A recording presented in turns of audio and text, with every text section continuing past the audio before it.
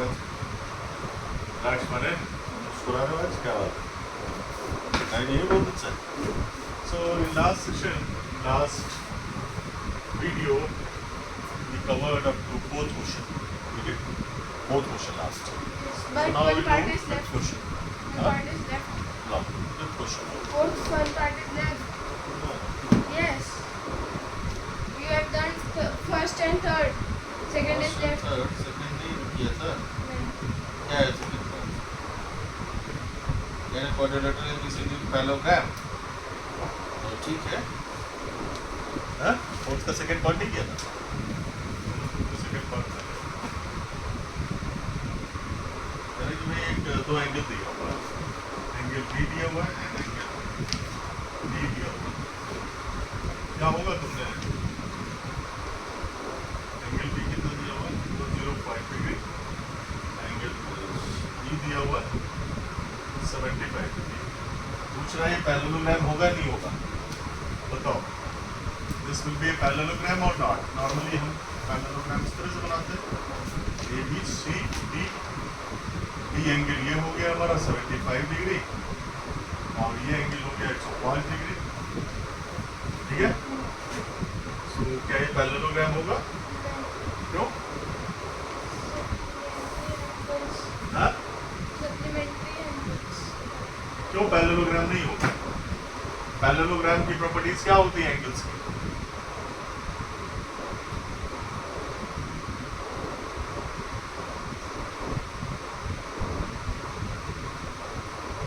I told you so many times, angles, opposite angles of a parallelogram are angle B is not equal to angle D, Yes. Yes. therefore this will not be. A parallelogram. So A, B, C, D is not a तो ये equal होने चाहिए. ये equal नहीं है तो ये parallelogram नहीं होगा. क्लियर? हाँ, पैरेललोग्राम में ये होता है को इंटीरियर एंगल्स का सम जो होता है वो 180 डिग्री होता है. को इंटीरियर एंगल्स ये वाले होते हैं तो वो एडजेसेंट एंगल्स का सम 180 डिग्री होता है. उनको एडजेसेंट एंगल्स भी बोलते हैं, को इंटीरियर एंगल्स भी बोलते हैं. उनका सम 180 डिग्री होता है. लेकिन अपोजिट एंगल्स इक्वल होते हैं. यहाँ पे इक्वल नहीं है इसलिए नहीं होते. Question number 5. EFGH is a parallelogram.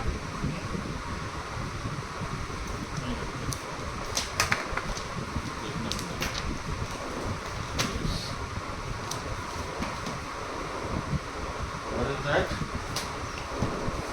EFGH is a parallelogram. बना ही लेते हैं.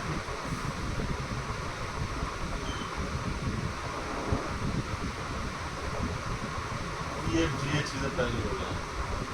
तो यहाँ से शुरू हुआ है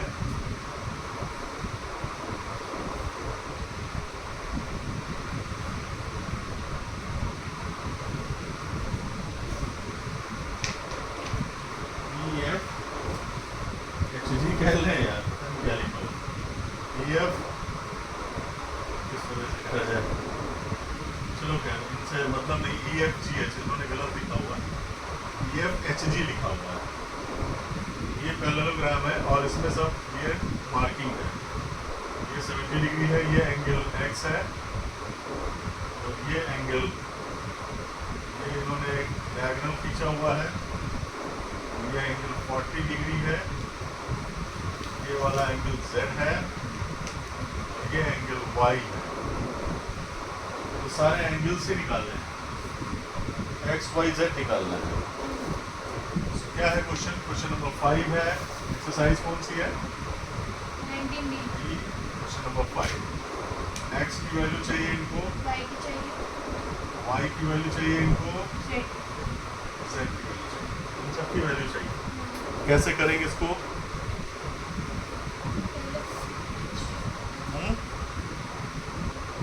और भी कुछ दिया हुआ है क्या? जैसे डायग्राम दिया है वैसे बना दीजिए ना. कहाँ डायग्राम? हाँ, वैसे ही बना. HG बना. तो जैसा लिखा हुआ कुछ और EFGH EFGH गलत लिखा हुआ था। कंटिन्यूएशन में होगा कि बीच में कूद के आ जाएगा EFGH HG थोड़ी ना हो जाएगा। तो कैसे करेंगे इसको? x निकालना है हमें, तो पहले x की बात कर लेते हैं। x कैसे निकलेगा? हाँ, सो अगर हम बात करें एंगल HGF और इसको भी हम ले लें, अगर इसको EFGH है और इसको ले लेते हैं P ले लेते हैं, इस पॉइंट को भी P ले लेते हैं। So angle HGF plus angle FGP is equal to 180 degree. क्यों 180 डिग्री होगा? क्योंकि this is a straight line और ये पूरी स्ट्रेट लाइन है, तो ये एंगल के साथ 180 डिग्री होगा। और इसका एक स्पेसिफिक नाम भी हम पहले पढ़ चुके हैं, linear pair of angles, sum of linear pairs of angles is equal to 180 degree. मतलब sum of linear pair of angles is supplementary.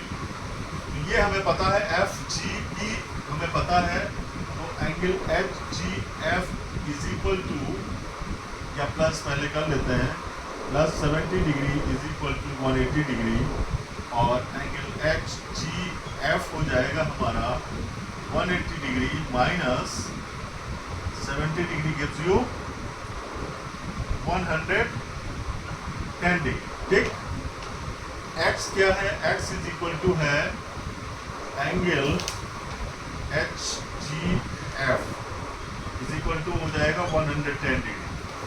x की वैल्यू कितनी आ गई? 110 डिग्री। क्योंकि ये क्यों हो जाएगा? ये x इसके बराबर क्यों होगा? क्यों होगा? Opposite angles of parallelogram. ठीक, पहली वैल्यू आ गई, इसकी वैल्यू कितनी आ गई? 110 आ गई। क्लियर? अब आते हैं हम, इसकी वैल्यू पता है हमें, इसकी वैल्यू पता है, बाकी वैल्यू कैसे निकलेंगी भाई, जरा वो भी बताओ।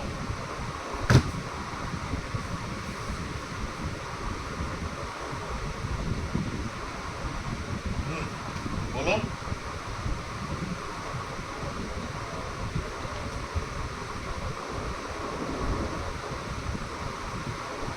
बताओ भाई।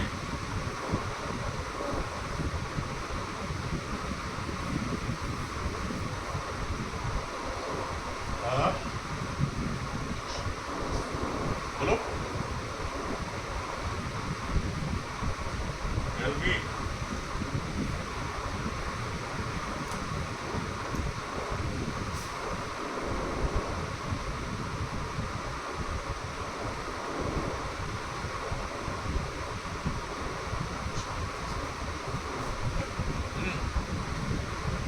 बोलिए।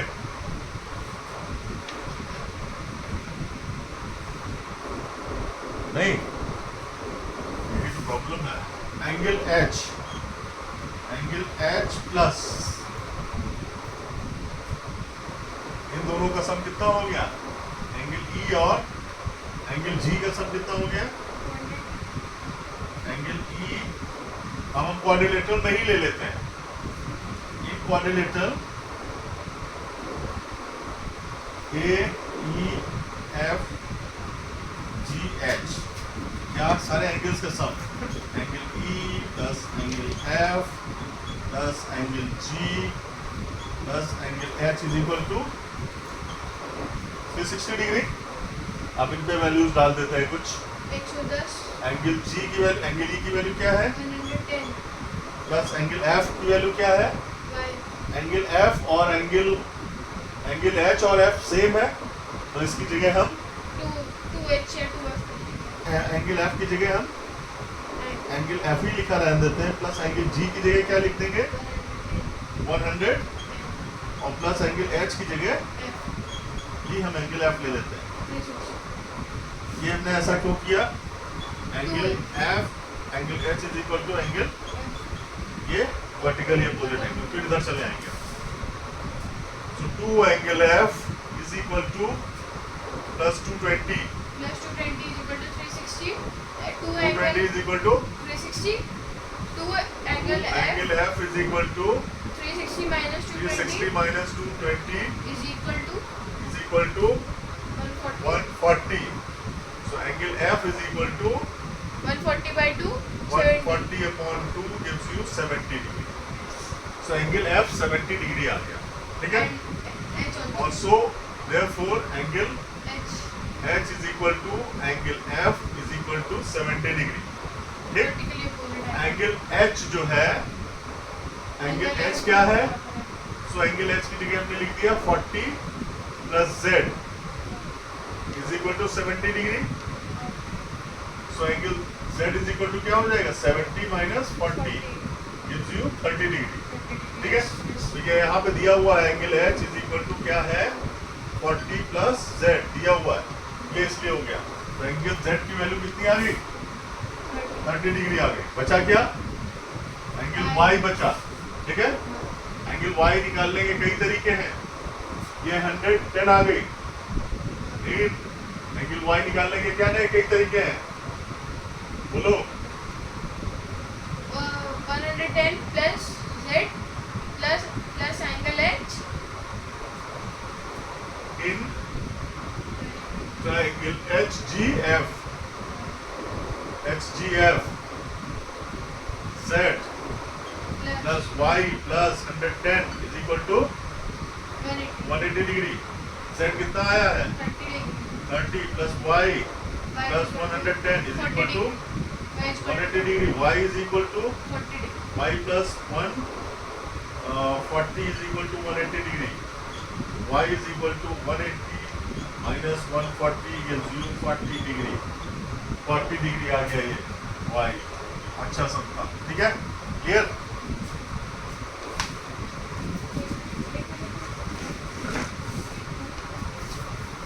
स्क्रीनशॉट ले लो, ले लो। So this is question number 5। हो गया? रफ करें?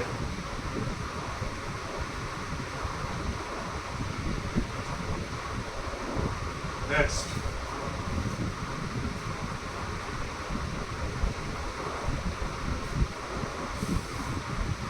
टाइम कितना होने के बाद होने?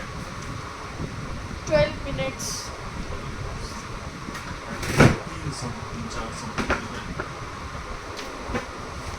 13 minutes. 13 minutes. 30. चलो अगला सम। कुछ इधर ही रखते हैं, हमारे मतलब वही सम है, तो दूसरा सम है। हाँ, क्वेश्चन नंबर 6 है। Question number ABCD कह रहा है। ABCD। अच्छा, पैरेललोग्राम, दो पैरेललोग्राम है। कर लेते बना देते।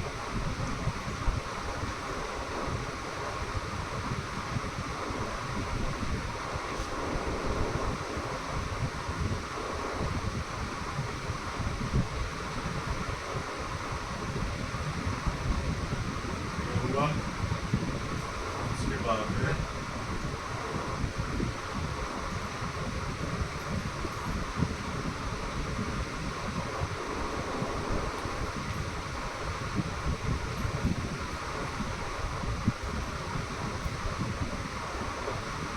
ये हो गया, इसको भी मिला दिया, इसको हटा दिया। थोड़ा सा उतना अच्छा डायग्राम नहीं बना जितना बनना चाहिए था, कोई बात नहीं।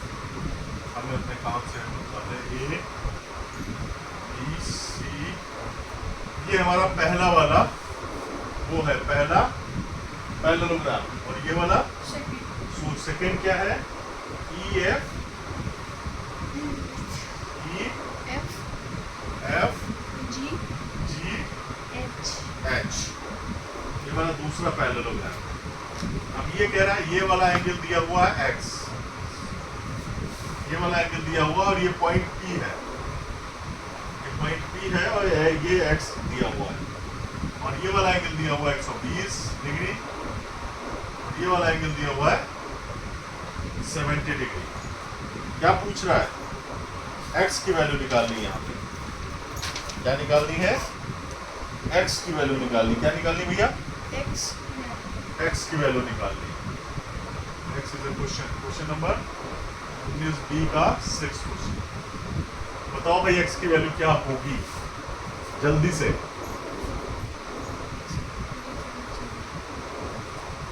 बताएं जल्दी से। हैं?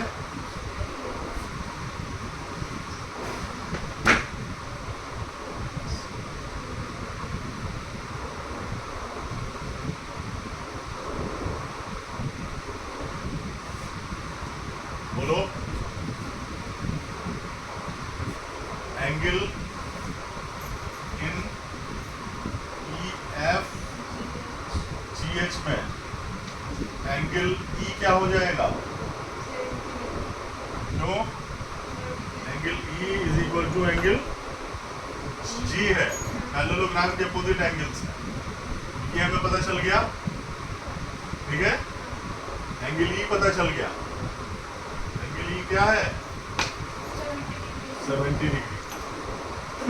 और अगर एंगल D भी पता चल जाए हमें तो हमारा काम हो सकता है।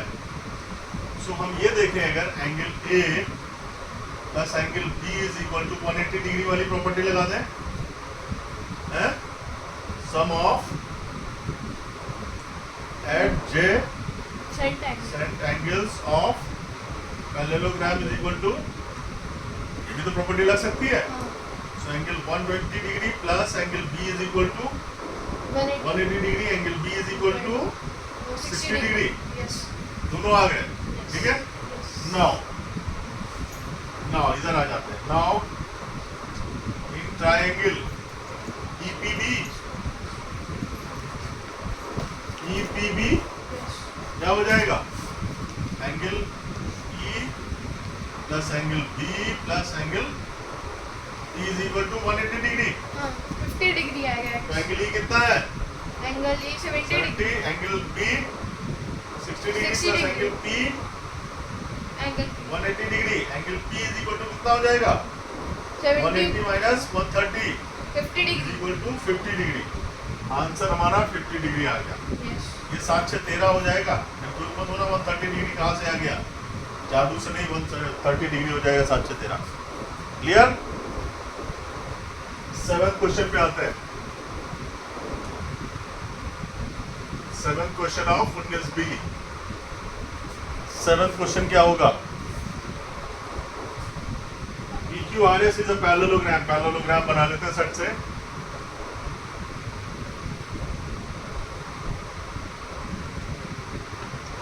थोड़ा ऑलमोस्ट सेम बन ही जाता है, ठीक ही बन जाता है। हाँ, 18.7 कोई बात नहीं, एक हम और करेंगे। PQRS is a parallelogram.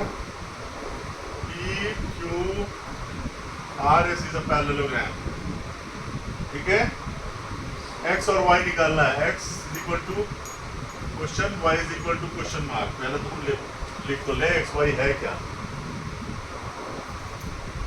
ये है x प्लस y और ये है, अच्छा दोनों ये लिखना है। ये है x प्लस 7, ये है 20 और ये है 16। क्या लग रहा है? क्या दिया हुआ है? अजीब सा नहीं लग रहा है? क्या दिया हुआ है ये?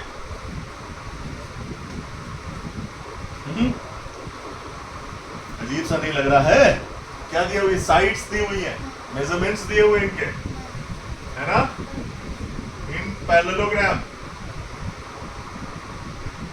बाइसेक्टर्स नहीं है। Bisectors, angle bisectors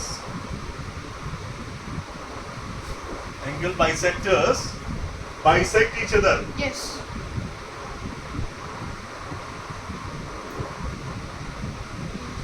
angle bisectors क्या करते हैं? बाइसेक्ट करते हैं एक दूसरे को, मतलब बराबर बराबर काटते हैं। तो तो ये अगर ओ ले ले तो अगर एक की बात करें so OP will be equal to O R होगा, ओपी ओ आर के इक्वल होगा। तो ओपी कितना है, ओ आर कितना है, हम ओपी क्या इधर ले लेते हैं, ओ आर ले लेते हैं पहले, O R is equal to OP इस तरह से लिख लेते हैं। ओ आर कितना है x plus 7, x plus 7 is equal to 20, x is equal to 20 minus 7. 13। ठीक, दूसरा O Q is equal to O OS. S, O Q क्या है x plus Y, Yes. O S कितना है X. 16, x की value डाल दो 13 plus Y is equal to 16, Y is equal to 3, तो x कितना आया 13, y कितना आया 3, x कितना आया 13, y कितना आया, x कितना आया, y कितना आया, 3. ठीक है। यूनिट इन्होंने कुछ दी है क्या, हाँ सब सेंटीमीटर में है तो ये सेंटीमीटर जरूर लिख लो, ये ध्यान रखो हमेशा, यूनिट का हमेशा ध्यान रखो, ठीक है। ये सेंटीमीटर्स में है, सेंटीमीटर्स में, क्लियर। सो इसको यहीं तक रखते हैं, सेशन हमारा 7th क्वेश्चन हो गए। Okay, thank you.